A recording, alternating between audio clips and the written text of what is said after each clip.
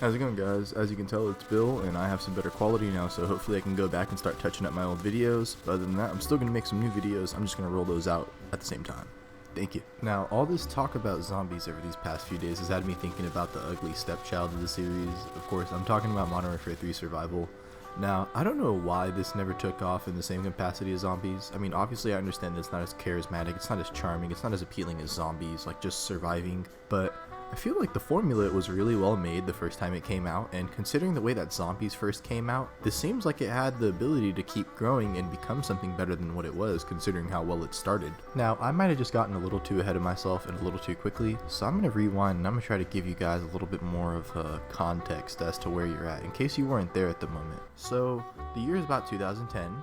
And this is after the game Black Ops 1 has already come out, so this is 2 Treyarch games with zombies. And Modern Warfare 2 already had the Spec Ops mode that it came with, which wasn't exactly an extra mode in the same way that Zombies was, but it seemed like it was Infinity Ward trying to do something to at least counteract it.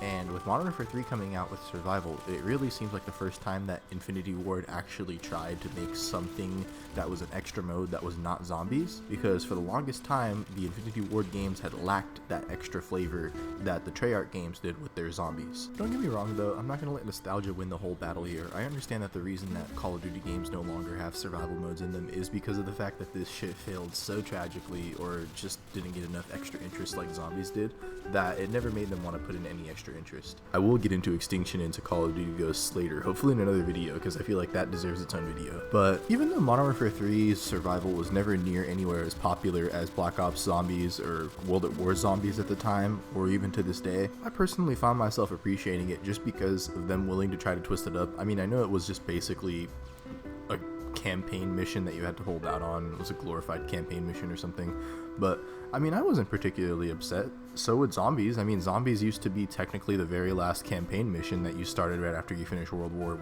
at War. So personally, I never really understood why people didn't actually give Survival the same fair chance that they gave Zombies. I mean, we understood that it was never going to be the same thing. We understood that it was never going to be as good.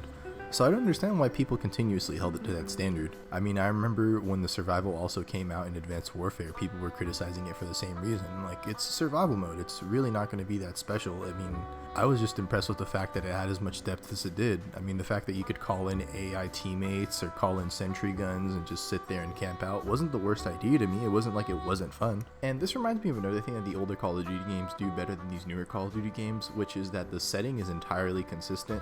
Like, the maps in Modern Warfare 3 were basically reskins of the campaign missions, and the survivals were just multiplayer maps that got reskinned with like a slight twist to make it more viable for survival or something. When it first came out, I felt like it was lazy, or maybe just backhanded, or maybe they just didn't want to put in the effort to make new maps. But as I played it more, I started realizing it really does add to the environment, like I had been mentioning earlier. I mean, look at where I'm at right now. I'm in the middle of this weird subway station in front of, like, I don't even know what that's supposed to be, another subway station, and I'm sitting here duking it out with what looks to be the Russian cops or some shit. I don't even know, like, it just makes sense, because you already did this mission in the campaign, and you were already fighting enemies that looked like this in the campaign, and you had already ran through this area in the campaign, blah blah blah. The fact of the matter is, you were already comfortable with all these settings, so it was able to help you suspend your disbelief for longer. And isn't that really the point of doing anything, watching anything? Don't you watch movies so you can pretend like everything's not real for a second? So the fact that they were able to do that proves that they did exactly what you expect out of a video game, so why be upset with it? That's exactly what you want out of it. It did what you wanted. Why be upset with it? We have to remember that when Zombies first came out, it was a really humble experience that didn't have much to it. It didn't have perks, there were barely any wall weapons, but you have to kind of see it for the vision. You have to sit there and appreciate what the game could be, or what it seems to be trying to do, and I feel like if we gave that same love to Survival, we probably would have gotten another cool extra mode just like Zombies. That's all. You guys have a safe one and you take care. This has been Bill. I appreciate everyone.